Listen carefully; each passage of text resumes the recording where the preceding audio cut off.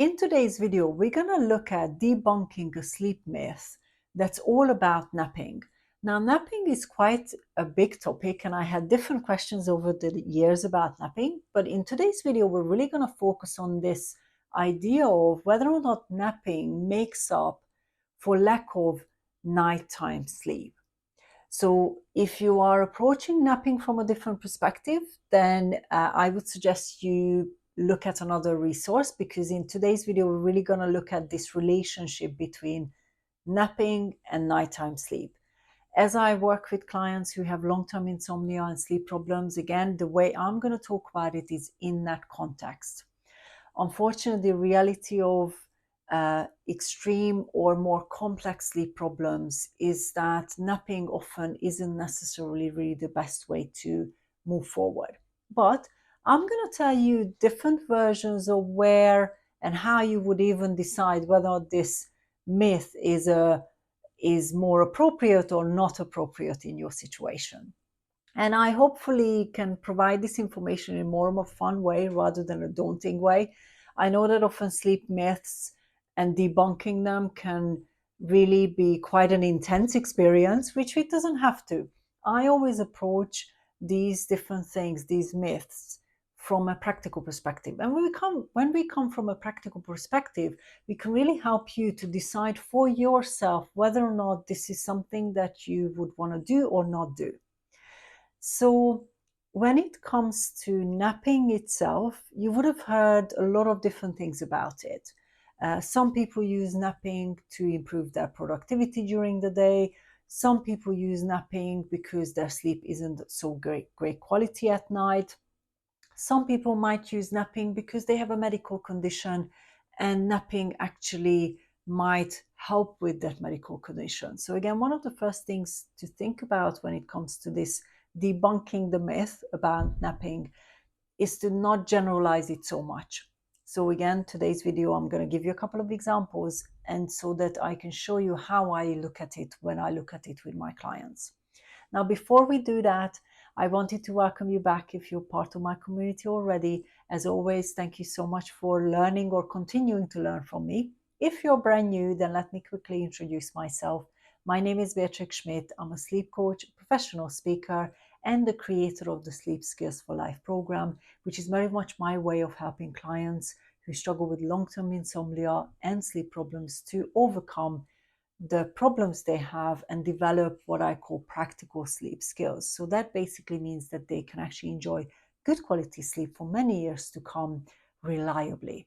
And that's where, again, we're going to talk about this reliability when it comes to really great quality sleep and whether or not napping can help or hinder that for you. If you haven't yet, hit that subscribe button below, hit that little bell as well so I can let you know when I post new videos. And once you watch the video, you can use that little like button below as well to let me know that these are some of the things that you're interested in. Now that we covered that, let's come back to really looking at which way we're going to look at naps in this video. So the way I'm going to look at whether or not this myth is true or false or untrue is very much when somebody has quite significant sleep problems or insomnia problems for a longer period of time. We can't compare someone who is fit and healthy and sleeps very well in the middle of the night or throughout their night and maybe has a short nap after lunch to boost their energy levels. That is very different circumstance compared to someone who, let's say, sleeps 5 hours or maybe 6 hours, broken sleep, and has issues either falling asleep or falling back to sleep in the middle of the night. You can't compare the two-person situations. So this is why it's really important that even when we look at something as general as napping, we look at subdynamics. That allows us that practical foundation so that we can actually really figure out whether or not it is appropriate and how you would want to deal with that situation of napping or stopping the napping, or whether or not it's even helpful. So the way we're going to look at it is where I don't recommend napping because it's actually hindering your ability to be able to overcome your long-term sleep problems or insomnia. But I'm going to walk through a couple of steps so you can really figure out whether or not it is appropriate for you to nap or not. I think that's a better way for us to use today's time to help you to figure that out. Because again, there isn't necessarily a yes or no answer. Now, in my practice, I don't recommend naps because naps are often going to be a way that you are either just catching up on quote unquote lost sleep or inappropriate quality sleep, or you're using it for a not quite appropriate way to retrain your body and your mind to fit sleep into where it belongs, which is your nighttime. Now, when I look at a client, we need to start with the very first step. Now, when you're looking at your circumstances and you're looking at whether or not the naps should be put in place for you or maybe left behind, the first thing you want to do is you want to learn from what is the current situation. So let's say you have sleep problems in the middle of the night, but you do use naps to support yourself. The first step is to look at what you can learn from even that practice. Now, if you're not napping, then I wouldn't suggest you put in place napping in order to learn from them. There are different ways to learn from your current circumstances, so I wouldn't suggest you do that in order to learn. But if you are currently napping, that what I would suggest is you make a note of what you feel is helpful in that situation and maybe unhelpful. And I'll give you a couple of options here. So if you're napping and you feel like the nap is actually a positive experience, so it might be that you're able to fall asleep easily when you're napping and you're able to have a really good chunk of what feels like a really good quality sleep or deeper sleep, then what I would suggest is you really look at what you feel is the benefit of that napping. So for example, napping might be a way for you to take a break from your daytime. Napping might be during the day a way for you to maybe take that physical relaxation, that physical recharging in order to give you more energy. So again, these are just two examples. Learn from what you can see in your nap. Are you able to fall asleep easily? And maybe you're able to calm your mind quite quickly when you nap, but maybe you're not able to do this in the middle of the night or at the beginning of your night. So again, that shows us that some parts of your day, let's say during the day through napping, you can actually, let's say, fall asleep easily, but you can't transfer that into your nighttime. That's just, again, one example. So learn from what you see in your naps, if you're already napping, and what you don't. And this is what's important. Often when clients have used napping as a way of coping, and I totally understand it, when you're not getting great quality sleep at night and you need to perform or produce work during the day, sometimes napping is the way that people actually get through their days. So if you're not necessarily getting the outcomes you want from napping, and this is where this other version is, let's say maybe you attempt to nap, but you're not able to turn your mind off from racing. So maybe you allocated a certain period of time for napping, but actually you're not able to even fall asleep easily within that time. You can learn from that. That can show us that what prevents you to maybe being able to fall asleep during the day is, for example, racing mind. So you can learn from both positives and negatives of what your experience is within the naps in order to help you figure out what might be ways to put better things in place. So that's the first step, is learn from what the situation is with napping. And just like I mentioned earlier, if you don't nap, I wouldn't suggest you start napping, because ultimately the goal is that you don't need naps. You want to fit your sleep into where it belongs, which is nighttime, good quality sleep, good enough amounts of hours so that it can recharge you so that you can last the entire day. And this is how I approach it. We want to get you to a place where you don't need naps to counter lack of quality or quantity of sleep at night. The next step with naps is that you want to learn how it's positioned from your nighttime. So this is where the energy dips come into place.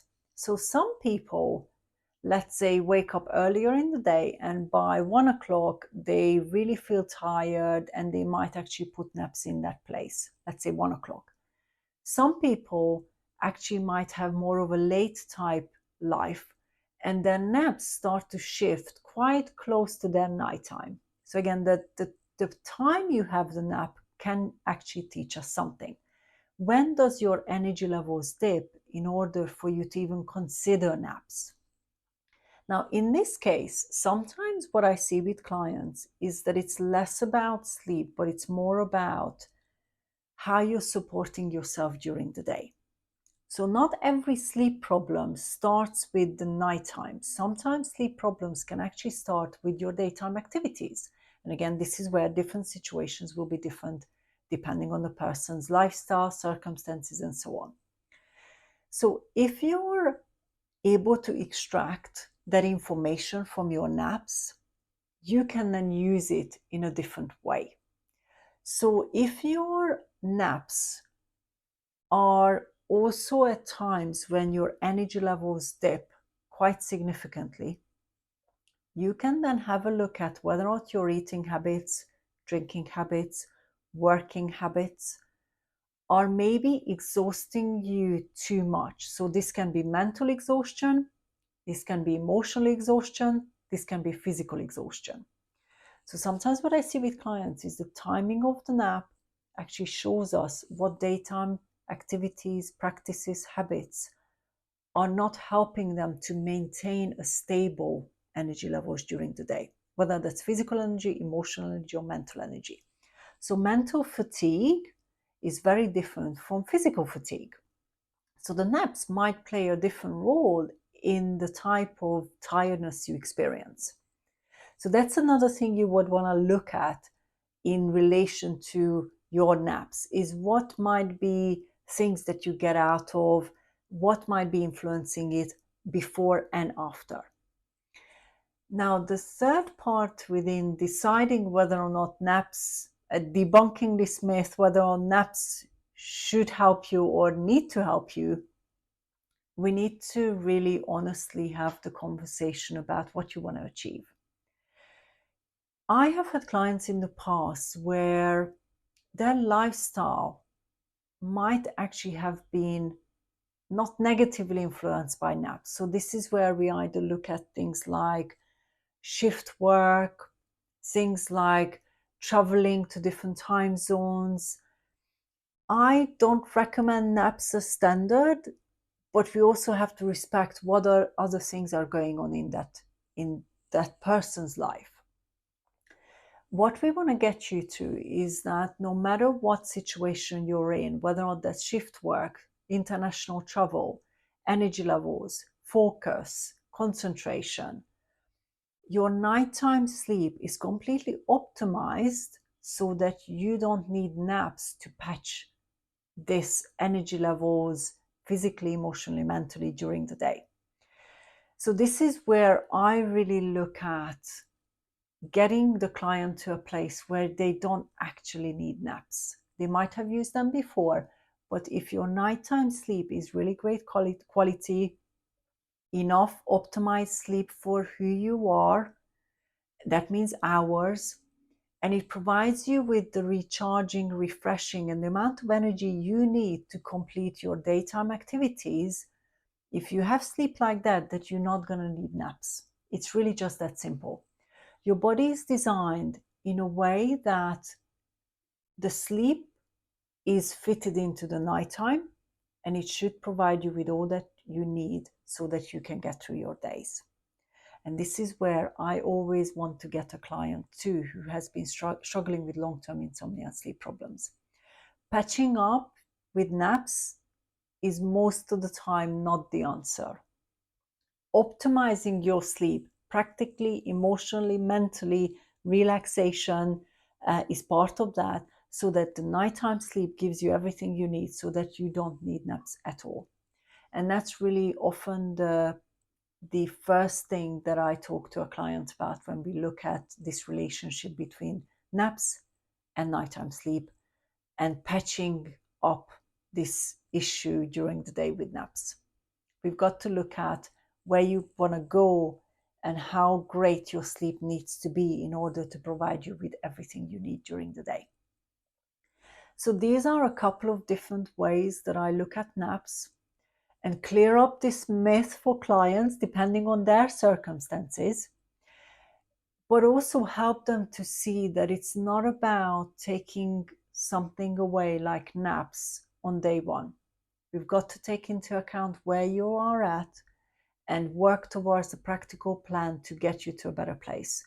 Stopping naps, if that's the only thing that seems to be helping you, is not always the answer on day one. It's working towards being in a better place so that you don't actually need the naps during the day. And sometimes that takes time.